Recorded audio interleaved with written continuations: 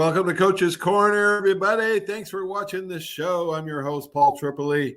Coach Trip to my players. I put 20 years in middle school, high school football. Got a good friend of mine, special guest, teammate, Russ Wood. Russ, man, it's great to see you, brother. Great to see you, Trip. Always good watching your show, and it's an honor to be on it. Oh, my gosh, man. We got so much to talk about, and let's start with this. Born and raised in Elba, Alabama. You weren't very big, barely 200-pound defensive end, not especially fast or especially strong, but you overachieved. You made the last tackle of Coach Bryant, last sack, too, of Coach Bryant's career. I want to say you made a great move off the offensive tackle, but I don't think he picked you up. I don't think he got a hand on you. Well, if the truth be known, Trip, and if you remember, one of our favorite blitz plays, TB blitz, strong safety blitz. I'm lost you there, my little stand. You there, Trip? Yep. Okay, sorry about that. Yep. But anyway, that we had, Illinois, they were one of the first teams that ran a split offense where they only had one back. And when we ran that, on that particular play, it was Tommy Wilcox, he was the strong safety, and it was the TB blitz was when we came all strong side. Well, they came from the other side. The tight end was on the other side, 3 wide, 1 back. And the truth be known, my assignment was to cover the running back who went on a flare route. Oh, gosh. And I was over the tackle uncovered, and for some reason I made a split decision. Coach Hale, may he rest in peace, he was our position coach. We laughed about it the next week, even though that was my last game. And he said, you got a minus on the play, but a plus on the side. Because we got graded for the play. And Tony East's first round pick, if he looks over his left shoulder and does the dump pass, I probably would have been not the GOAT, but I would have been whatever you call the other side of the GOAT, They would have the first down and, moved on down the field and. Yeah, right. But yeah, I was uncovered, and right before I hit him, I was singing da da da da da da ESPN play of the day. So no, I'm kidding. Holy cow, man. I didn't even see that back flare out, but his eyes were on the other side of the field. You got there in like less than 2 seconds. So yeah, I got away with it. But if you watch, somebody posted the video recently. I got a bunch of hits from it and from that play. And if you watch after I get up and do my Gastineau, which we weren't allowed to do, which Coach Hale out on the sideline, 26 seconds to go in Coach Bryant's career. Coach Hale at the Senior Bowl, he ran the Senior Bowl. I was at a Senior Bowl dinner one, and it was about 1,500 people there, and he told this story. He said, with Coach Bryant's 26 seconds to go in his career, he said, my defensive end made a great sack, but instead of celebrating, he's chewing me out because I got up and danced, and he was chewing me out, Coach Hale said, because didn't you teach him? Because we were taught less than a minute to lay on the player, right? To get a couple. Right. Who needs another second other than Auburn, right? So. Oh my gosh! If you watch that video, everybody's and Coach Bryant is he's in Coach Hale's ear. And finally, Coach Hale said, I had to tell him, Coach, the quarterback's hurt. They had to call timeout. And that's the only reason, 1, he didn't pull me out of the game, and 2, he quit fussing. It was 26 seconds in his career. He's still coaching at a high level. Oh, my gosh. What a game that was. It must have been the hardest hitting game I've ever seen. I think we knocked, what was that? Jack Trudeau was a backup. Tony Eason was a starter. I think we knocked them out 2 or 3 times in the game. And Jeremiah Castile had, 3 interceptions? 4. Jeez. We had 4. Robbie off that last one. Yeah, Rodney Jones intercepted the play after the big sack, and it pretty much sealed the game. Yeah. Oh my gosh. All right, let's start at the beginning. Talk about your dad. Your dad was an influential person on a lot of kids. He was a coach. Talk about growing up in Elba, Alabama, and did you play any other sport besides football? Oh yeah. Well, I didn't really grow up in Elba. Daddy was a baseball, football player at Troy State. Actually had a scholarship at Florida State. Had to come back when it burned and went to Troy State. But started his career down in Winter Garden, Florida, where I was born. And then he took a job in Geraldine, Alabama, up on Sand Mountain next to Fort Payne. He coached there for 6 years, and then he went to T.R. Miller in Bruton for 6 years, won a state championship in '69, and then we moved to he was at Charles Henderson High School for 5 years. And then we left there and went to Elba. He was 18 years at Elba. I didn't grow up in Elba, wasn't born there, but I claim Elba's my home. That's my kind of, that's where I put. But I have Bruton and Troy. I had 6 years with kids there too. So I get invited to class reunions at all 3 schools. So.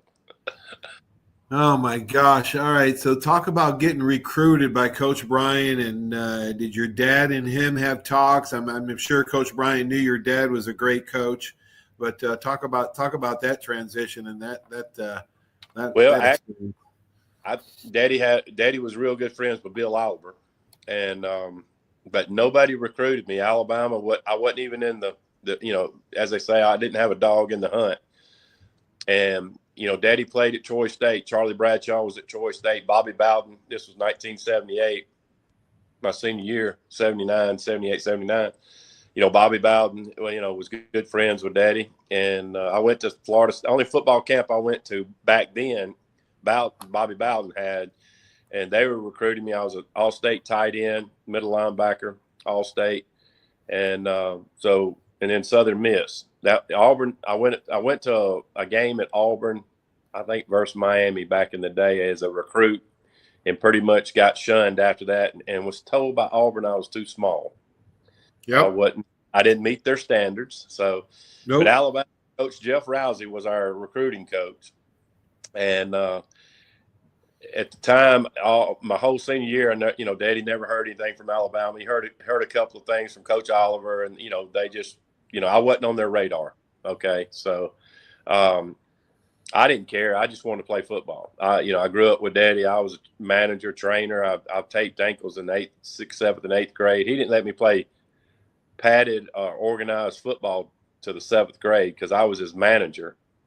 He told me years later, I always thought he always said it because it wasn't good coaching. It was because I was the best manager he had. I could fix helmets. I just thought that's what you did. And he couldn't afford for me not to be at practice and help him during the game. And to this day, in the state of Alabama, I think I'm still the only manager that ever got a personal foul. When we were at Charles Henderson, we were playing Enterprise, and I was a water boy, and a running back from Enterprise ran out of bounds. You know how you roll up out of bounds. And me and my other managers backed up, and the player looked at me, and he threw the football at me and hit me. So what did I do? I threw my water bottle at him, and guess what? Personal, the manager, the 7th grader. Well, then when I looked down, I was on about the 20-yard line. I looked down the sideline, and the referee was telling my dad, and he said, he did what? And he looked at me. I jumped the fence and ran and got on the bus. I was so scared. And two of the other coaches had to come get me off the bus because Daddy was Hall of Fame. I mean, he's Hall of Fame, Wiregrass, Hall of Fame, Alabama, and he only had one losing season in 31 years and 4 state championships, and played in it 6 times, and had all kinds of offers over the years, but just was very loyal where he was. And so it was a coach's, so Coach Bryant, and Dad were a lot alike. Discipline, no nonsense. He lost the job one time because, he told him that one of the booster clubs at a high school, a real big high school, and they asked him, what about the band students and cheerleader students, parents and all that? And he said, they're important, but the football parents are the only ones that I'm worried about. And they didn't like that, Right. Oh, wow. So, it was just one of he wasn't a politician. Let's put it that way. No. Told it like it is. It's kind of like Coach Bryant. He was apolitical. Coach Bryant was. That's right. He could have ran for governor and been governor. He didn't care. So anyways, so I was, bouncing around, and we had a really good senior year. We went 8-2. We missed the playoffs back then, the top 4 teams, and the number 1 team in the whole state and this was back in 4A and 4A system. We were one of the smallest 3A schools. Andalusia was the second or third largest 3A schools, and Andalusia had a 57-game winning streak. They hadn't lost a regular season in 5 years. Wow! And we played them in Elba, the Big E at Foggy Bottom. We call the stadium in Elba. They named after my dad now. It's Macwood Field. Wow! But we played them. And you remember Doug Collins, the number one player in the whole state. He was the top player. Well, all the coaches, Jeff Rousey included, all came to that game. And guess what? We upset them that night. We beat them pretty handedly. And I had 14 tackles. I threw an end-around pass. I caught a pass for a touchdown. Don Horsted was on that team. He had about 130 yards rushing. Gary Bradshaw ended up going to Troy State. A lot of us got record. There was about 16 college coaches there to see Doug that night. Okay. Wow. And that's just the way it was back then. Coaches went to games. Yep. Doug was the one player in the state. Everybody was after him. He'd pretty much committed to Alabama, but nobody committed back then. This was the last game in November. And so anyway, we had a big party that night, and we were in all the newspapers and had a big time. Well, the next day, had a recruiting trip. Me and Mom and Dad went over to Hattiesburg, and guess what? Florida State's playing Southern Miss, which was another one of the schools. Coach Carmichael and Daddy were good friends, and they were big.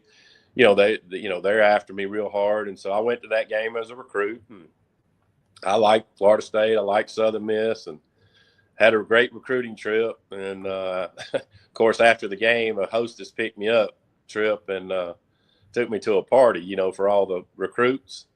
Mm-hmm. And well, guess what? She picked me up in a white 1978 T-top vet. And of course, being a knucklehead like me, I was usually checking out the girls. She was nice looking, right. I think.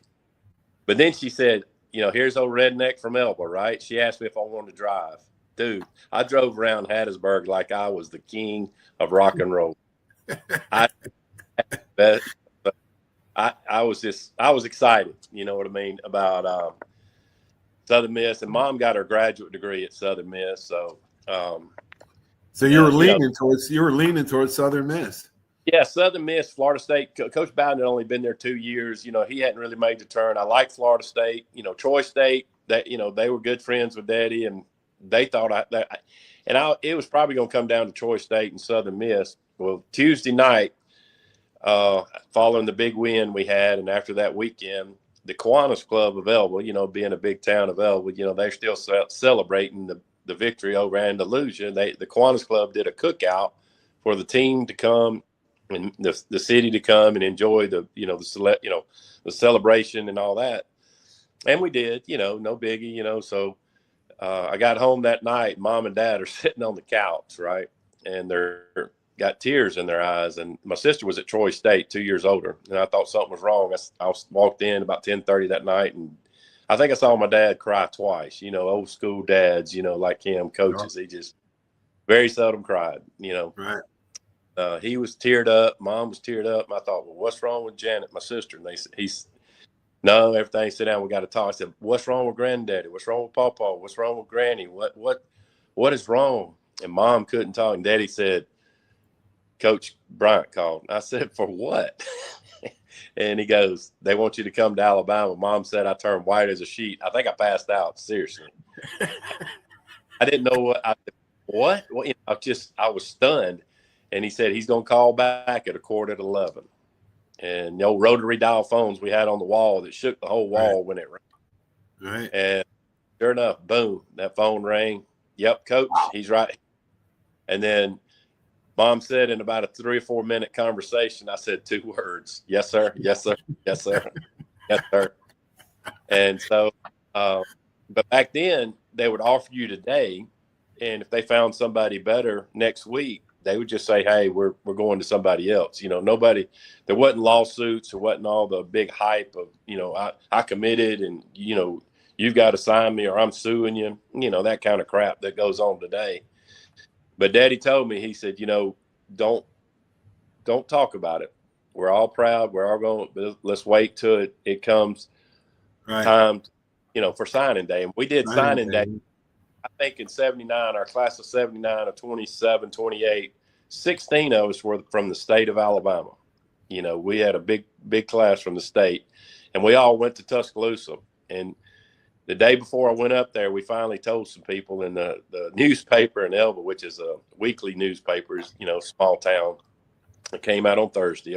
Ricky Millars owns it. To this day, he'll still come up and punch me on the shoulder because I didn't tell him until the day before I was going up there, and he made me dress in a suit, sit at my dad's desk, and act like I was signing so he could write a story. He was so mad, and it was just, I told my girlfriend, my best friend, and it was just one of those things I didn't want to boast about because I wasn't sure if they were going to take it back. Right. Signing day, all of us signed in Tuscaloosa, came back, went straight to Panama City, and enjoyed myself. Wow.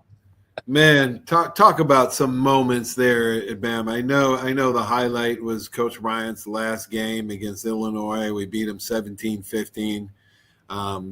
But to talk about some more highlights, maybe some of your great teammates that you had, and then we're going to get into the coaches that were one of a kind, all of them. Oh, yeah. Freshman year, came in, and the 78 class had just won the national championship. They beat Penn State. And that class of 78 was redshirted, the whole class, before they got on campus. The 76, wow. 78. I was Mike Pitts, Will Cox, Jackie Klein, Robbie Jones. All those guys were 78 class that were redshirted. So wow. we got there in 79, and the NCAA said you can't redshirt freshmen. So as a freshman on a stacked, loaded team, we had, counting our freshman class and the redshirt freshman class, there was almost 31 freshmen on that 79 team. Wow. Okay. Now, starting out, like anybody else, you started out on the scout team. I was playing middle linebacker. Coach Rousey was my position coach at that time. And third, freshman, if you could play, you played. Jeremiah Castile was in that class. He got in a lot, and special teams. If you could get ease up there, I was back up on the punt team, kickoff team, and then the third game, we opened up with Georgia Tech in Atlanta because we had the Turd Bowl, if you remember, on Wednesday. I think when you got there, we were still doing it, but we would have a scrimmage. You'd send in the starters and the backups. On Wednesday, Coach Bryant would say, somebody's going to earn a travel team spot by the way you practice today. And so we had that Wednesday scrimmage. And, when you first got there, if you remember, Goose Tree wouldn't put a stripe on your helmet or a number on your helmet. You just had a red helmet with a piece of tape with your last name, right? So the coach were. Well, on Wednesday, we had a scrimmage. I had a really good scrimmage. And I wasn't on the travel team. Travel team came out on Monday, came out on Thursday, and then Friday at noon was the final, travel team. Right. And this was a away game, So Wednesday I had a good scrimmage. I went to my locker on Thursday for the little walkthrough, semi-practice we had. And I had a stripe on my helmet. I was so excited, dude. I called home. And, of course, collect calls back then. You didn't have cell phones. And my dad was like, really? You calling because you got a stripe? And I said, yeah, I earned a stripe. Friday morning, I went by the locker room, and I had a number on my helmet, 89. And I'm like, oh, my God, what is going on? I was the first one to Bryant Hall at lunch to see the travel team, and I made the travel team. I made the list. But the bad thing was, Trip, first time I ever flew on a plane was the Georgia Tech game. Oh, my gosh. Hey, yeah. Russ, when I got there, they just won back-to-back titles in 1980, my freshman year. And I went, holy shit, what am I doing here? The level was so high. It took me 2 years to get that jersey and get on the Georgia Tech game, the first game of the year. It took me 2 years to make the travel squad. Yeah, like I said, I made the try, but I didn't play in the game, but I was so excited. I peed on myself twice on the airplane, scared to death, because I love flying now, but back then it was but then I didn't know how much I would play because we were loaded at linebacker. And I think it was a Baylor game. Yeah, it was the second or third game of the season. About the second quarter, we beat Baylor pretty handily.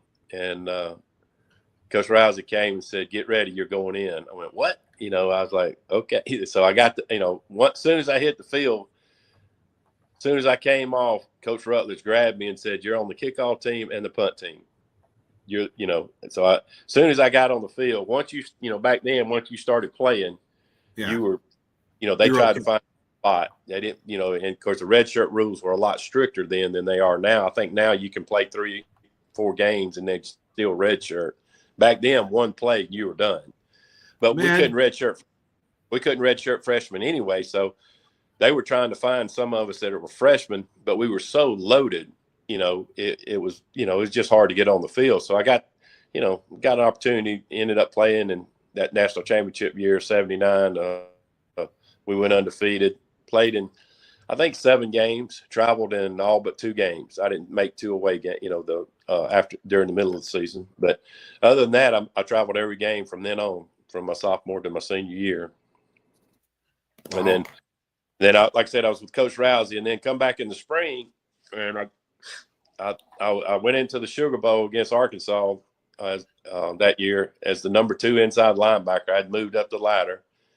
And then I came back in the spring. I was the number 5 outside linebacker. Oh, my God. Dude.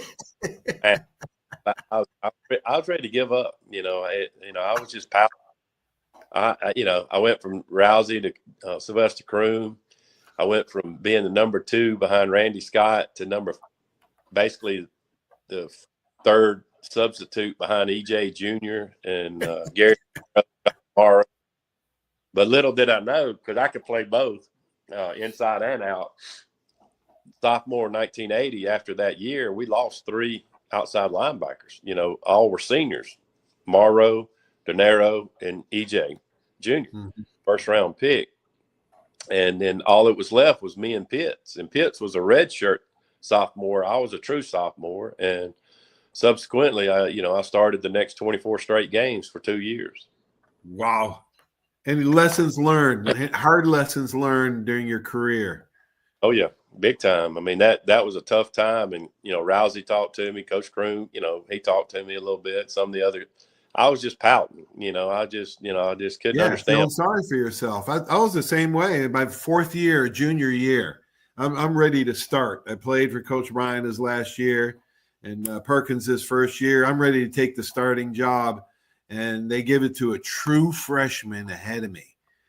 Yeah. Holy cow, man. I was ready to quit and blaming everybody. And I was in a bad spot, man. And Dana helped me pull out of it. And, and then I ended up, playing quite a bit and starting my senior year. But they just didn't give spots away at Alabama, man. You had to earn your way before you stepped on the field. Oh yeah, and the thing is, you had to earn it every day. Every day. I mean, one week you go out there and you could be you might be the next guy, and of course, all in my junior year, we won the 315. That was 1981. We we won the SEC, and we really had a couple opportunities. We lost a couple kind of iffy games, but my stats were pretty good. And then Coach Croom moved to inside linebackers in 82, our last year, and Steve Hale came in and took over us. But me and Coach Hale were joking one time, about my stats. And I finally had to tell him, I said, well, look, if you came up to the line, our defensive line, and I played me and Randy Edwards, he was the defensive tackle on the right side. I was the right outside linebacker. You look over there on the other side, Randy was 6'3", 250, 260, nothing big. Well, you look on the other side over there, you had Mike Pitt, 6'6". You had Jackie Klein, 6'6", 280. You had a wall on one side. Where would you run at? So but did you know I think it was Coach Rousey. I think it was Coach Rousey, Russ. Maybe another coach told me this, and I was watching Pat McAfee, and Bruce Arians was on there and said the exact same thing. Coach Bryant made every single substitution at every position for every game that he ever coached. Nobody does that now. Not one head coach does that. But he made every single substitution in every game at every position. Did you know that? Oh, yeah. Did you ever see Adi Steen posted it one time? He had a copy, old white vanilla folders. Coach Bryant would write the starting lineups and the depth chart on a white vanilla folder, folded up, had it in his coat pocket. And that's how he tracked who he wanted to play, when he wanted to play. But it was handwritten. He had it hand. And Adi posted one time, he had a picture of one that he had kept somehow, over the years. And it had everybody had check marks and X's by your name, Hey, you know what? TJ Weist, Coach TJ Weist, showed it on my show on last Saturday and last Tuesday night. Okay. Showed Coach Ryan's rolled up vanilla envelope with all the names and on it. He's got that actual one, Russ. Okay, well, every game he had one of those. He had one. He did. And what he did with them after that, I don't know. I think Adi was supposed to throw it away or whatever, but he might have kept them somehow. Adi got a copy of it, but a couple people did. I've seen them posted over the years. But one of the things Coach Bryant always did too, which was always neat, if you were the number 2, the third series of the second quarter, you were going in the game. Offense, you get a first down, you stay in the game. Defense, if we got to go in number 2s, didn't matter what was going on in the game, we stopped them. We might get to go back in the next series, but if they got a first down on the first play, the starters came in. Third series of the third quarter, backups came in. Unfortunately, that bit us in the, 82 against Auburn. Bo Jackson, he had 115, 20 yards that year that they supposedly beat, which they didn't, but they just gave it to him because he didn't score over the top because I was at the bottom of the pile. And but anyway, third quarter, third series, Bo gets a 60-yard run. And Coach Bryant turns around and says, "What the heck are y'all doing over here?" And that was that third series of the third quarter. Me, Robbie Jones, Mike Pitts, everybody but Wilcox was still on the field. And Bo breaks 3 tackles, runs 60 yards. I think somebody ran him out of stand gate or somebody ran him out of bounds. But he had 60 yards on one play of 120 yards. Other than that, we had shut him down most of the day. But that was just his rule. He didn't care what the game. He wanted. He had trust. He trusted his second and third team players. He trusted them. He would put all 11 guys in at one time, the whole second team in at one time. Oh yeah, and if you were number 2, you better be ready to play. If you better be ready. You went to the game with a mindset as a starter, learning everything. Because if you were slow getting out on the field, or you didn't go out when you were supposed to, the coaches would turn around and go 2s or 1s, and if you were a 2 and they did that and you didn't get out there, you might not play the rest of the year. I mean, he was brutal, man. He held grudges big time. He wanted, and it's just like that interview I saw years later at a press conference, and some crazy reporter asked him, how reporters are, they lead into the question with a question. He says, "Coach, well, I know you can't win them all, but," Coach Bryant said, "Hold up right there. We're here to win them all. That's our standard," and walked off the stage. He put so much trust in the second, third players, man. And he went. I remember he threw all 11 guys in against Ole Miss, second game of the year, and I was at right cornerback, right in the middle, right 5 yards from him at 50-yard line. I jumped the 3-step, threw a quick slant, broke on it, broke up the pass, out come a flag, and Coach Bryant, damn it, everybody out. He took everybody out after one play. You feel like digging a hole in there, man. He was 4K the coach. I mean the quarterback. Yeah, and it was Jackson. I remember in Jackson, Mississippi, that 82 was last year. hey, we chased him. He was a Johnny Manziel. But, the other thing is when Coach Bryant, his expectations was perfection. It's like, when I dropped that pass against Penn State, had an interception, a pick six. I look up, and we were playing up there as 1981. It was up at Penn State. Todd Blackledge hit me dead in the hands. Ball hit the ground. I look up, 41's running on the field. Jimmy Watt, my back. So running off the field, I'm like in front of 90,000 people. My dad and everybody, he was a coach, so he couldn't go to the games, a lot of them. He was watching it. So I grabbed my hamstring, Paul, so like I was hurt. I felt so bad for the rest of the second stringers. I felt like digging a hole and crawling in, man. My dad goes, "You hurt?" And I said, "Yeah, my God." And then, the offensive linemen, if they jumped off sides, your backup came in. I mean, and then, of course, Jimmy made a mistake 2 plays later, and they sent me right back in. First play I was in, I sacked, I made a sack, so I cleaned up for it. But he didn't want to miss. His expectations was perfection, and that's what his standard was.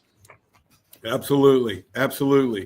Bama's team, and let's talk about local, our current team, Bama's team and expectations. In the 1980s, Bama's record averaged 9 wins and 3 losses. Not bad, but the standards were higher at Bama. Coach Stalling came in, set his culture, and they brought back a national title. And then there was a dip after Coach Bryant told friends when he retired that there would be a dip in Alabama's play and that the Bama fans would not understand why. Now, this is history repeating itself, Russ. Oh, we had the 2 best coaches in the history of college football. The odds are astronomical to have the 2 best college football coaches at the one institution.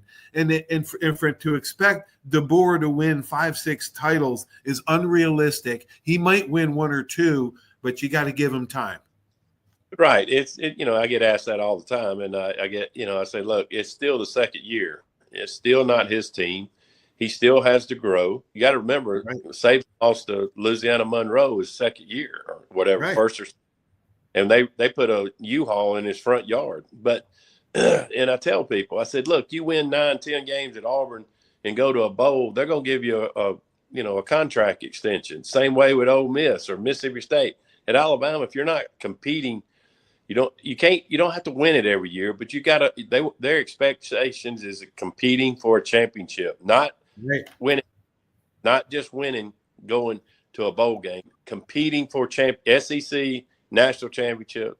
That's the expectations. Unfortunately, for DeBoer, if he, and I heard on one of the talk shows that somebody interviewed him and they asked him, "Do you really understand what you're up against?" And he said, "Oh yeah." And whoever the talk show host says now said, "Oh no, he didn't have any idea, what he was up against." And you got to remember, 4 or 5 coaches wouldn't even interview for the job. All the people who we thought would probably get it, nobody wanted to follow Coach Saban and Coach Perkins. I coached his, as a student coach and was in the staff room with him. And years later, I saw him interviewed and said it's the worst job he ever taken. He just wasn't ready for that, emotion, all the things, expectations, the fans, the recruiting. And that's why he went to the NFL right out of the gate. And, but, following a coach, you got to, one, you got to tip your hat to DeBoer because he took the job. 2, is it going to, can he turn it around to the expectations of the fans? It's going to be tough because our expectations are championships, period. Alabama's not about winning 8 games and going to a bowl game.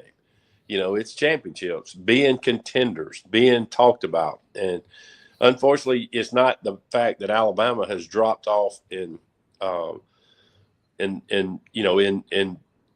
good they are. It's other teams have gotten better, back. And people always ask me about the comparison, about Coach Bryant, Coach Saban. And the only comparison I ever tell them is 2 different eras. One, Coach Saban was the best in his era. Coach Bryant was the best in his era. When Saban, 17 years, I think I read a stat where he went through 50 head coaching changes, 50. Coach Bryant in 23 years went through 15. coaches back then. Well, think about it, Paul. You know, Mark Ingram came from Indiana? No, Ohio, right there at the Right. you know, right there. And if Woody Hayes would have been there, you think Mark Ingram would have come to Alabama, or Bo Schembechler at Michigan, or Right. Najee from California? If John McKay was at USC, I mean, he sent O.J. Simpson to recruit Lenny Patrick. You know, before O.J. had his bad stuff, but I mean, he was a Yeah. big time. Well, So Daryl Royal. I think it was Russ. I think it was harder to win back then because he only had, like you mentioned even earlier, 17 out of the 20 recruits are from Alabama. Now they recruit national. He's got more resources to do it with. He's got better, more assistance, more help. Coach Bryant was doing everything back in the day, and he didn't have. All these analytics and all these strength coaches. He didn't have all of that going on, but the football has changed so much, and you got, like I just said, with those coaches, you couldn't recruit all over the country. Now when Saban got there, all those big schools that from Penn State, USC, Michigan, Ohio, all those were going through coaching changes. So those kids can, that's how we got those kids from all over the country. If the local schools were hot, I mean, look at Florida. Okay, when Bobby Bowden was there, very seldom did you have a kid come out of Florida. They went to Florida State. When Johnson was down at Miami, they all went to Miami. Right. Right. Bill Curry was at not Bill Curry, but Spurrier was at Florida. They drew all the top kids right there. Now Florida kids, I think I saw a stat a couple of years ago. The top 20 teams in the NCAA all have one kid from Florida on their team. Plus, there was, people talk about NIL making it parity. It hasn't happened yet. Let's face it. It's coming, though. Because there was, back in the 70s and 80s, there were multiple head coaches that have won national titles. Up until Day's title last year, there's only two, count them, two head coaches, at Kirby and Dabo, the only head coaches, and now Day. So, Russ, there's only three. There's 140 Division I football playing schools, but only 2 or 3 head coaches have won titles. Come on. Yep. Come on, man. They don't grow on trees. They're not easy to spot. They're not a dime a dozen, these elite coaches. They're very far and few between. They always will be. And the programs that they go to,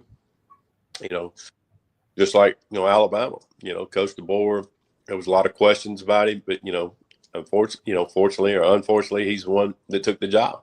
Or, and what he accomplished, we'll see. But the ahead of us is very tough, and it could be very brutal. And the recruiting is now really been hit with sidewinders because some of the top kids are not going to the schools that will develop them and make them. They're going because mom and dad are getting money. Chasing the money. They're all chasing the money. So that's gonna separate things out. I think there's gonna be, you mark my words, in 10, 15 years, there's gonna be 7 coaches that have won national championships, not just 2 or 3 anymore. Last question. The book, the best book I've read on Coach Bryant, my number one is Alan Bear's book, The Last Coach. Dr. Galen McCullough wrote a great one, The Long Shadow of Paul Bear Bryant. Which one's your favorite? Which one's your favorite book?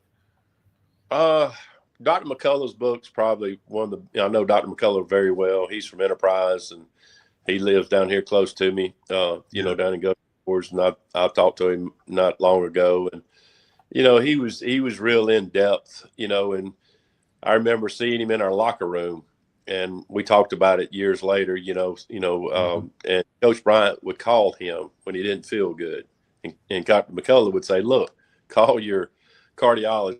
Just call your regular doctor. I'm a dermatologist." and Coach Bryant always called Dr. Cullen, and he was in our locker room a couple of games at the end. Yeah. And I noticed him in there, but I didn't know why, Right. Because It was a good book. Great book. Insights to that. Russ, man, thanks so much. I got one last question. Who would be a great guest? Who would be a great guest for me to have on the show?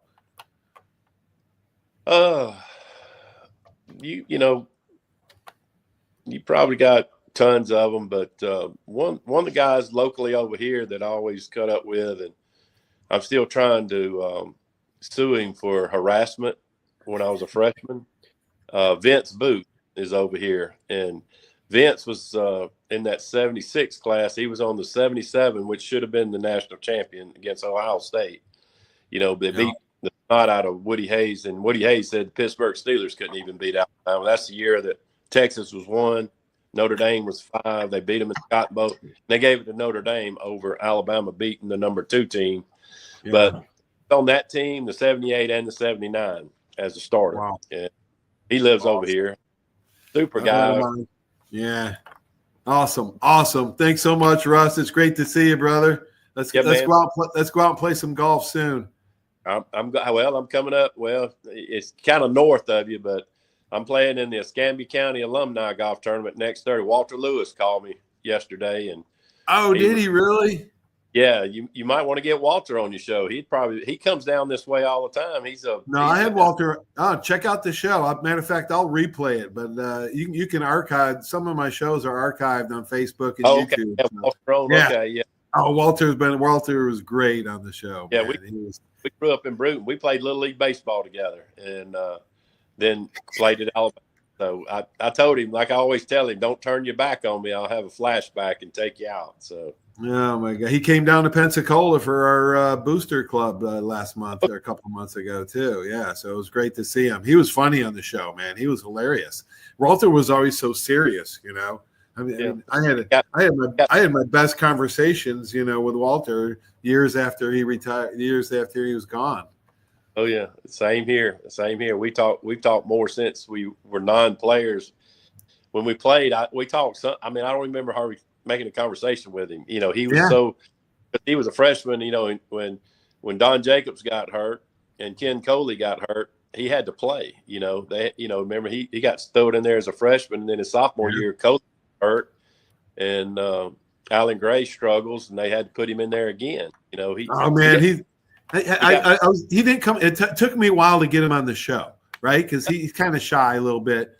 But then, and I thought it was because he wanted to change the names to protect the guilty, right? That's what I thought it was. So I'm not going to say any names, right? But it was my roommate, man, my sloppy roommate one time. And he comes on and tells me that my roommate, and he says his name. I wasn't even going to say his name, but Walter says his name. And Coach Bryant cut him from the tower at the first conditioning drill. Remember that first conditioning thing we had at the beginning of the year? He cut him from he cut him from the tower, and Walter's saying his name, and I'm like, Walt, okay, Walt. Yeah. Anyway, it was brutal, man. Great stuff. Great to see you, Russ. All right, let's be in touch. All right, bud. Talk to you soon. So long. Russ Wood, what a great player, overachiever, man, and he's a great dude. Lives in the area. So I hope you enjoyed the show. If you like it, make sure you go to my YouTube channel, subscribe, like it, share, and follow, all that good stuff. Stay tuned for these great messages. Without these sponsors, this just wouldn't be possible. Have a great sports weekend, everybody. See you soon. So long. When it comes to buying your next car, truck, or SUV, you need a team that puts you first. Here at the Sandy Sansing dealerships, we're proud to serve Pensacola and the Gulf Coast with the best selection, trusted service, and deals that work for your family. Just like great coaches build great teams, Sandy Sansing builds lasting relationships with every customer who walks through our doors. Because when it comes to finding your next vehicle, there's only one name to remember. Sandy Sansing can. That's you trying to fix the plumbing yourself to save a few bucks. Doing things yourself doesn't always end well. The same goes for insurance. That's why Auto Owners works with local independent agents who tailor coverage to meet your needs and offer discounts for life, home, car, and business insurance. Because sometimes you need a professional to get the job done right. That's simple human sense. Are you riding around in a filthy vehicle? Dirty car no more. Visit Ronnie's Car Wash today to get it shining in no time. They have 3 convenient locations with another coming soon. The unlimited monthly wash packages start as low as $14.95 per month with free vacuums, multi-purpose spray, and towels. Visit them in Gulf Breeze, Navarre, Fort Walton, and soon Crestview. Don't wait, wash today. Be sure to see Ronnie's Car Wash on Facebook to see the latest specials and discounts. You'll be riding and shining in no time. When it comes to buying your next car, truck, or SUV, you need a team that puts you first. Here at the Sandy Sansing dealerships, we're proud to serve Pensacola and the Gulf Coast with the best selection, trusted service, and deals that work for your family. Just like great coaches build great teams, Sandy Sansing builds lasting relationships with every customer who walks through our doors. Because when it comes to finding your next vehicle, there's only one name to remember. Sandy Sansing can. 75 years of service in high-tech today. It's Pensacola Glass Company at 433-8348. High-tech is a term often applied to advanced services and products in today's marketplace. And today, glass is much more than a simple pane of brittle, see-through stuff we hit baseballs through when we were kids. Glass is now a product with unique flexibility in both performance and application. And Pensacola Glass Company is growing right along. That's Pensacola Glass Company at 433-8348. There's a reason why Hill Kelly in Pensacola is the #1 selling Chrysler Dodge Jeep Ram dealer between Jacksonville and New Orleans. While other dealers have taken advantage of a competitive market with higher prices, Hill Kelly has discounted prices to the lowest of the year. And Hill Kelly in Pensacola won't surprise you with excessive charges beyond the selling price. Come see why people from Milton, Pace, Foley, Bay Minette, Daphne, Gulf Shores, Mobile, and beyond are driving to Hill Kelly in Pensacola to buy their next new Chrysler, Dodge, Jeep, or Ram. At Hill Kelly, the bottom line price and your satisfaction are what really matter. So before you sign, check the bottom line and make the trip to Hill Kelly in Pensacola to see what true local ownership can do for you. At Hill Kelly Chrysler, Dodge, Jeep, Ram, Highway 29 in Car City, Pensacola. Or shop online 24/7 at hillkellydodge.com. When it comes to bottom line pricing, nobody beats a Hill Kelly deal. Nobody.